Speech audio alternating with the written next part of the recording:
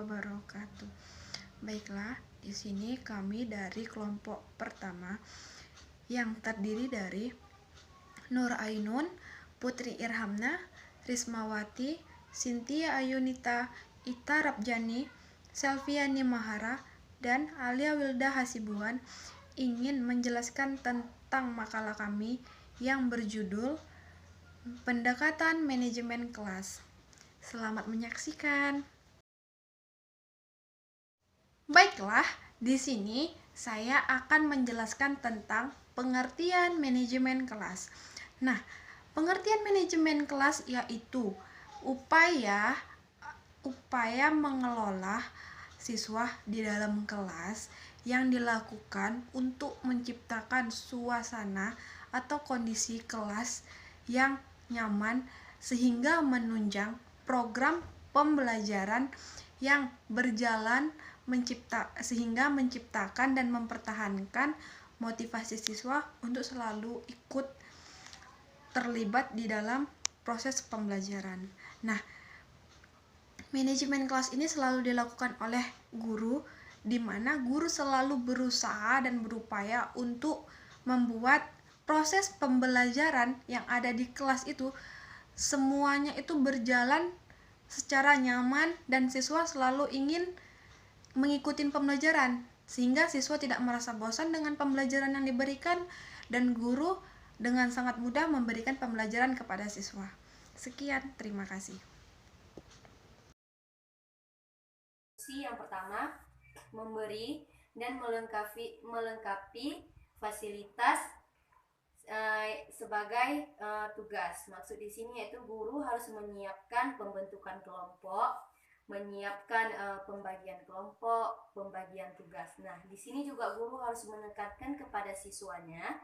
Guru harus mengarahkan siswa agar siswa bertanggung jawab dalam kelompok tersebut. Nah, yang kedua yaitu merencanakan dan memikirkan ke arah yang matang, yaitu sebagai tujuan atau tindakan dari sumber daya dan metode teknik yang tepat. Nah, yang ketiga yaitu organisasi. Nah, organisasi sini ada beberapa macam. Nah, ada organisasi yang menentukan sumber dayanya untuk mencapai suatu tujuan organisasi. Nah, yang selanjutnya organisasi yaitu yang mengembangkan kelompok kerja, yaitu yang mampu membawa tujuan kepada organisasi tersebut. Nah, yang selanjutnya yaitu seorang guru harus mengarahkan kepada siswa agar seorang siswa dalam satu kelompoknya masing-masing yaitu harus bertanggung jawab dengan kelompoknya. Yang keempat, memberikan keleluasaan kepada siswa saat mengerjakan tugas. Yang keempat yaitu pemimpin. Nah, di sini membicara tentang pemimpin yaitu harus kita pilih kepemimpinan yang kepribadiannya suri tauladan. Nah, yang kelima yaitu memastikan aktivitas yang dilakukan saat pelajaran atau saat di kelas yaitu harus aktivitas yang telah direncanakan terlebih dahulu. Baik, terima kasih. Yang ketiga yaitu prinsip manajemen kelas. Pengelolaan pembelajaran yang baik harus dikembangkan berdasarkan prinsip mengajar.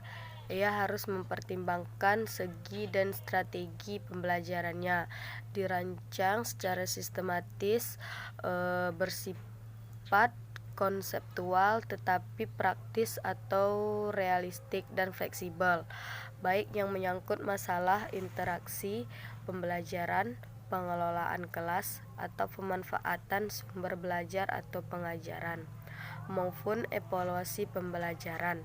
Dengan demikian, manajemen kelas yang efektif adalah syarat bagi pengajaran yang efektif pula. Manajemen kelas. Menurut Karwati dan Priyansa menyatakan terdapat beberapa pendekatan kelas. Yang pertama, pendekatan kekuasaan. Manajemen kelas merupakan proses untuk mengontrol tingkah laku siswa. Peran guru dalam pendekatan kekuasaan adalah menciptakan dan mempertahankan situasi kelas yang disiplin. Dalam kelas yang disiplin terdapat aturan dan norma. Di dalam aturan dan norma tersebut, guru dapat melakukan pendekatan. Selanjutnya, yang kedua, pendekatan ancaman. Pendekatan ancaman sama dengan pendekatan kekuasaan, yaitu mengontrol tingkah laku siswa, namun dilakukan dengan cara memberikan ancaman, seperti melarang, memaksa, mengejek, dan menyindir. Selanjutnya, pendekatan kebebasan. Yang ketiga, pendekatan kebebasan. Pendekatan kebebasan adalah suatu proses untuk memberikan kebebasan kepada siswa dalam mengerjakan sesuatu kapan saja dan di mana saja. Peran guru adalah mengusahakan semaksimal mungkin siswa merasa bebas. Selanjutnya, yang keempat, pendekatan resep. Pendekatan resep adalah dilakukan dengan memberikan daftar yang menggambarkan apa saja dan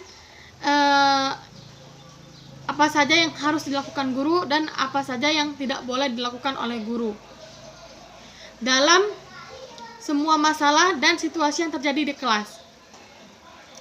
Peran guru dalam pendekatan resep adalah mengikuti petunjuk yang ada di dalam resep. Nah, saya akan menjelaskan yang kelima, yaitu pendekatan pengajaran.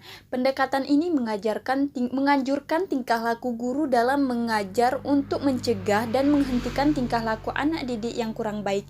Yang keenam, yaitu pendekatan perubahan tingkah laku. Pendekatan ini bertolak dari sudut pandangan psikologi behavioral. Untuk itu, menurut pendekatan tingkah laku yang baik harus dirangsang dengan memberikan pujian atau hadiah yang menimbulkan perasaan senang dan puas pada diri anak tersebut.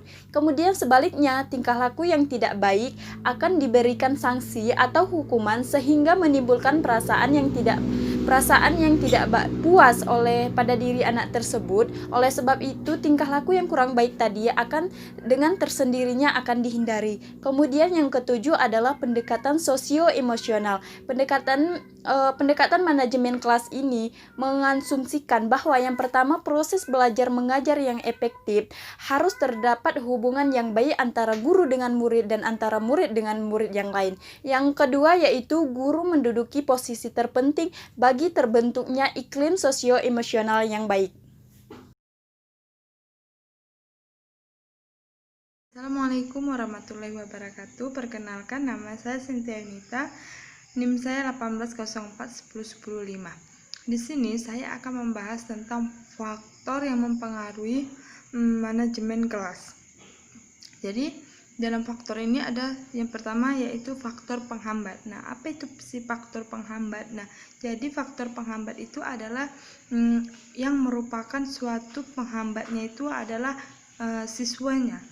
Jadi yang memenuhi tugas dan haknya itu adalah sebagai anggota kelas yang tidak lain, yaitu harus belajar dengan sungguh-sungguh. Nah, jadi berdasarkan hasil penelitian yang ada yang telah kita ketahui di dalam proses pembelajarannya, yaitu yang pertama adanya kegiatan sekolah yang mengorbankan jam pelajarannya. Yang kedua, yaitu kelas yang mendapat jam terakhir. Yang ketiga, yaitu siswa yang kurang disiplin dalam mengerjakan tugas. Kemudian yang keempat, yaitu siswa kurang aktif di dalam kelas. Namun yang kelima, siswa sering keluar masuk ketika ketika guru sedang menjelaskan, dia sering keluar masuk dengan alasan untuk permisi ke kamar mandi atau membuang air kecil. Faktor pendukung. Selain faktor penghambat, ada faktor yang dapat mendukung dalam proses belajar mengajar. Misalnya, tersedia fasilitas, sarana dan prasarana yang mendukung proses pembelajaran. Adanya LCD sebagai media pembelajaran, tersedianya buku-buku yang cukup di perpustakaan, dukungan dari orang tua, dan yang terakhir, kerjasama yang baik antara guru dan pihak sekolah.